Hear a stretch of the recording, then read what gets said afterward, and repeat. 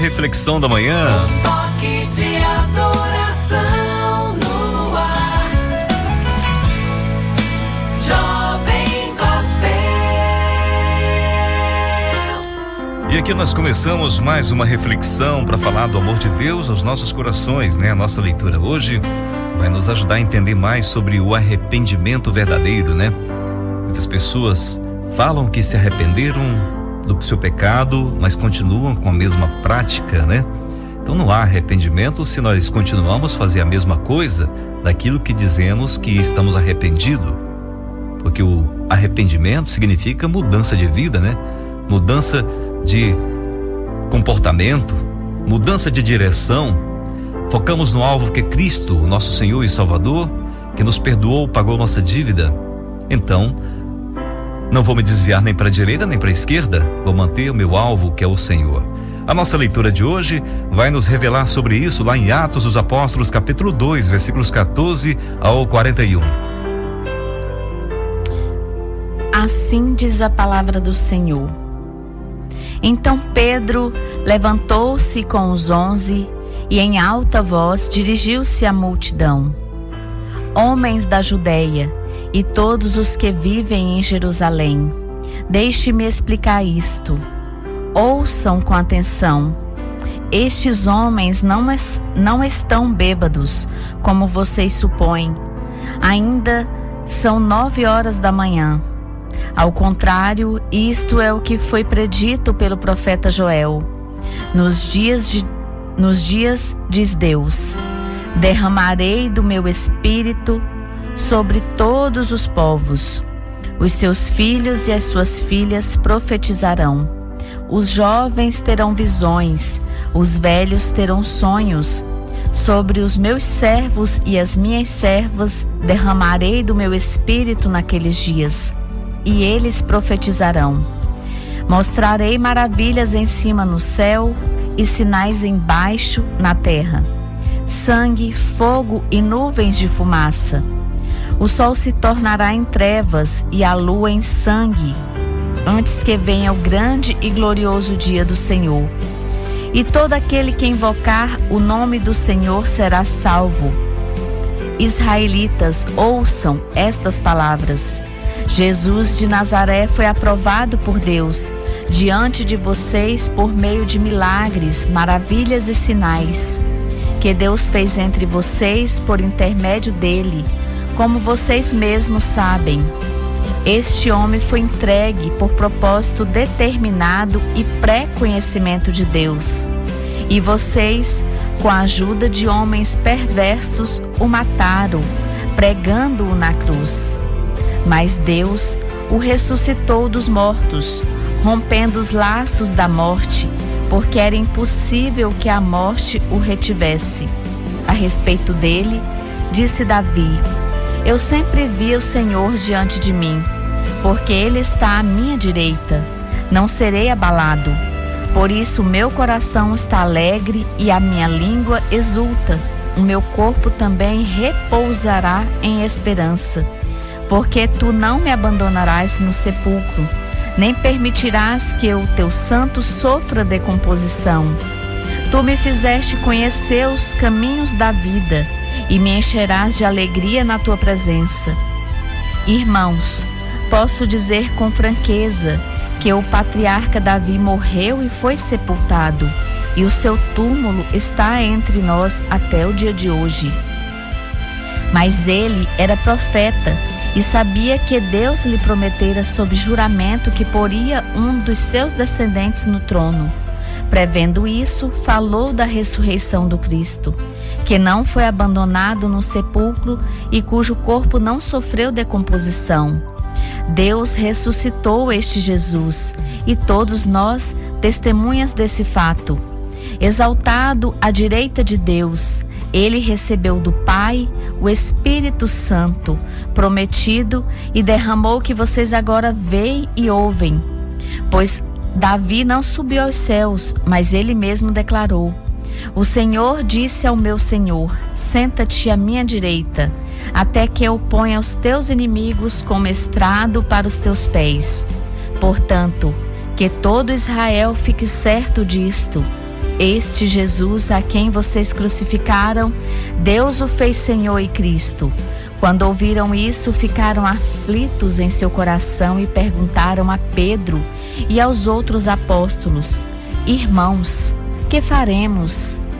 Pedro respondeu: Arrependam-se e cada um de vocês seja batizado em nome de Jesus Cristo para o perdão dos seus pecados e receberão o dom do Espírito Santo. Pois a promessa é para vocês, para os seus filhos e para todos os que estão longe, para todos quantos o Senhor, o nosso Deus, chamar. Com muitas outras palavras, os advertia e insistia com eles: salvem-se desta geração corrompida. Os que aceitaram a mensagem foram batizados, e naquele dia houve um acréscimo de cerca de 3.000 pessoas. Olha que palavra importante para nós, hein?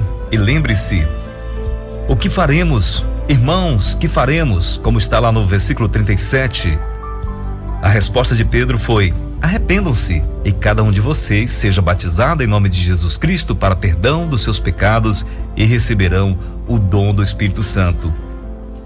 Pessoal, tantas vezes nos encontramos em pecado, quando nos encontramos em situação constrangedora diante de Deus, a pergunta que vem à nossa cabeça é: o que farei? Esses irmãos estavam aflitos porque descobriram que tinham feito algo muito ruim. Então veio o arrependimento verdadeiro. O que faremos? A pergunta e logo em seguida a resposta: arrependa-se e cada um de vocês seja batizado em nome de Jesus Cristo para perdão dos vossos pecados e receberei o dom do Espírito Santo. É isso que Deus quer nos dar, o perdão dos pecados. Receber o dom do Espírito Santo. Ele quer nos dar uma vida nova. Muitas vezes ficamos tão envolvidos no nosso pecado, nas nossas fraquezas, na nossa cobiça, e esquecemos que estamos perdendo o dom do Espírito Santo, estamos perdendo a comunhão com Deus. Então, esse arrependimento nosso deve ser verdadeiro, um arrependimento que produz essa pergunta: o que farei? O que eu posso fazer para mudar o que eu fiz de errado? Tem que exigir de nós mesmos essa situação de querer mudar. Eu tenho que fazer alguma coisa para mudar o que eu fiz. Se não tiver dessa forma, então não é um arrependimento verdadeiro. Simplesmente um remorso que você sentiu por ter feito algo e daí para frente você volta a fazer novamente aquilo que fez. No versículo de destaque, quando diz em Atos dos Apóstolos, capítulo 17, versículos 30 e 31, no passado Deus não levou em conta essa ignorância, mas agora ordena que todos, em todo lugar, se arrependam, pois estabeleceu um dia em que há de julgar o mundo com justiça por meio do homem que designou. E deu provas disso a todos, ressuscitando-o dentre os mortos. Jesus está aguardando o dia para vir nos buscar aqueles que têm um arrependimento sincero em seu coração, aqueles que no arrependimento mudaram de vida, estão praticando boas obras, aqueles que estão fazendo algo para agradar a Deus. No versículo que nós vamos ler aqui, vemos o resultado de um arrependimento desse pessoal que estava lá diante dos apóstolos. Em Atos capítulo 2, a partir do versículo 42, diz: eles se dedicavam ao ensino dos apóstolos e à comunhão, ao partir do pão e às orações. Todos estavam cheios de temor e muitas maravilhas e sinais eram feitos pelos apóstolos. Todos os que criam mantinham-se unidos, tinham tudo em comum. Vendendo suas propriedades e bens, distribuíam a cada um conforme a sua necessidade. Todos os dias continuava a reunir-se no pátio do templo, partiam pão em suas casas e juntos participavam das refeições com alegria e sinceridade de coração, louvando a Deus e tendo a simpatia de todo o povo, e o Senhor lhes acrescentava todos os dias os que iam sendo salvos. Essas pessoas foram aquelas que o apóstolo Pedro falou: vocês, junto com homens malfeitores, mataram Jesus. Homens perversos. Aqui está o resultado de um arrependimento. Pessoas que se dedicavam ao ensino da palavra, todos os dias estavam orando, apresentando suas vidas ao Senhor. Não estavam mais ligando para as coisas materiais, porque a sua esperança era a eternidade. Queria que todos vivessem bem uns com os outros. Parece um sonho isso aqui, mas é realidade. O que Deus tem para nos dar é esse sentimento, é um viver diferenciado do que esse mundo egoísta nos coloca à nossa frente. Jamais vou me arrepender. Por que vou me arrepender? Não fiz nada de errado, não é isso? O diabo tenta nos ludibriar, colocar na nossa cabeça que nós não precisamos nos arrepender de nada, porque já somos bons, não praticamos coisas erradas, somos bons. Olha, bom mesmo só Deus. Jesus mesmo declara na sua palavra. Cabe a nós hoje pedir perdão pelos nossos pecados, nos arrepender porque somos maus. É necessário todos os dias estarmos na presença de Deus, pedindo a Ele misericórdia, pedindo para que Ele nos perdoe e nos ajude na nossa caminhada, para que nós não caímos e perdemos o foco, perdemos o alvo. O arrependimento é se sentir triste por causa do seu pecado e decidir mudar logo, na hora. Quem se arrepende rejeita o pecado e reconhece que precisa de Jesus para ser salvo. O verdadeiro arrependimento vem da convicção do pecado pelo Espírito Santo e leva você a mudar de vida com a ajuda de Jesus. O arrependimento vem do coração, mas é revelado na sua vida. A mudança de vida. É preciso mudar. Quem se arrepende tem uma atitude diferente. É humilde e tenta fazer o que é correto para agradar a Deus. O arrependimento é a condição essencial para a nossa salvação. Temos que mudar de vida. Se há arrependimento, tem que ter mudança de vida. Dois grandes exemplos que nós podemos ver na palavra de Deus de arrependimento é entre Pedro e Judas. O de Pedro gerou mudança de vida.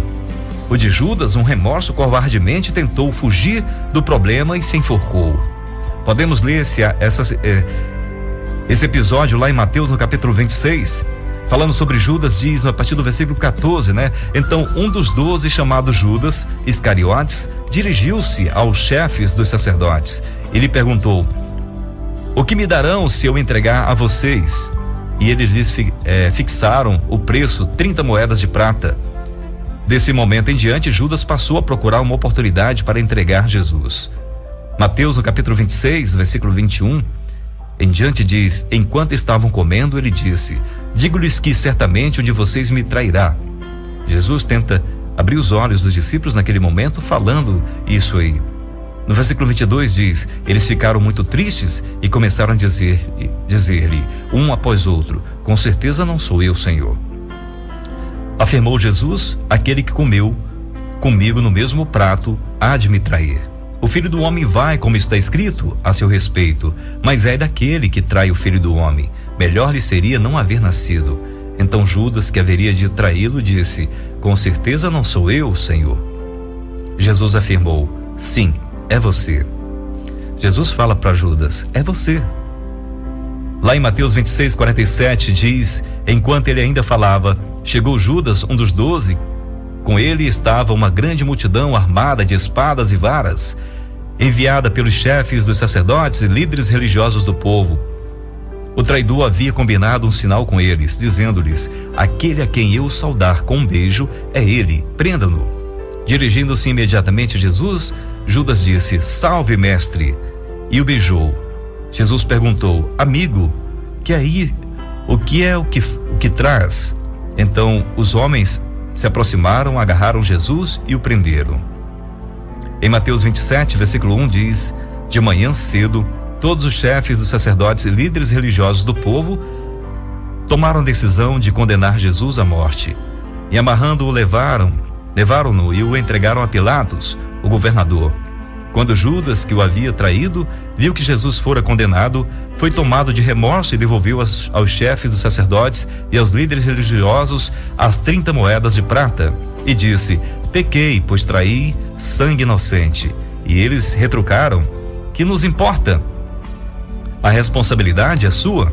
Então Judas jogou o dinheiro dentro do templo, saiu e enforcou-se. Em Mateus, no capítulo 26, podemos ver um pouco mais sobre Pedro, quando diz: então Jesus lhe disse: ainda esta noite todos vocês me abandonarão? Pois está escrito: ferirei o pastor e as ovelhas do rebanho serão dispersas. Mas depois de ressuscitar, irei diante de vocês para a Galileia. Pedro respondeu: ainda que todos te abandonem, eu nunca te abandonarei. Respondeu Jesus: asseguro-lhe que ainda esta noite, antes que o galo cante, 3 vezes você me negará. Mas Pedro declarou: mesmo que seja preciso que eu morra contigo, nunca te negarei. E todos os outros discípulos disseram o mesmo. Veja em Mateus capítulo 26, versículos 57 e 58, os que prenderam Jesus o levaram a Caifás, o sumo sacerdote, em cuja casa se haviam reunido os mestres da lei e os líderes religiosos. Mas Pedro o seguia de longe até o pátio do sumo sacerdote e entrou, sentou-se com os guardas para ver o que aconteceria. Nos versículos 69 em diante diz: Pedro estava sentado no pátio e uma criada, aproximando-se dele, disse: você também estava com Jesus, o Galileu. Mas ele o negou diante de todos, dizendo: não sei o que você está falando. Depois saiu em direção à porta, onde outra criada ouviu e disse aos que estavam ali: este homem estava com Jesus, o Nazareno. E ele, jurando, o negou outra vez: não conheço esse homem. No versículo 73 fala: pouco tempo depois, os que estavam por ali chegaram a Pedro e disseram: certamente você é um deles, o seu modo de falar o denuncia. Aí ele começou a se amaldiçoar e a jurar: não conheço esse homem. E imediatamente o galo cantou. Então Pedro se lembrou da palavra que Jesus tinha dito: antes que o galo cante, você me negará 3 vezes. E saindo dali, chorou amargamente. Veja que diferença desses 2 discípulos. Um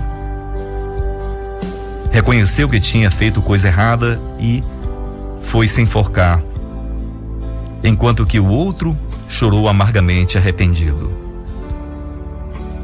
Pedro, depois do seu arrependimento, Jesus o restaura.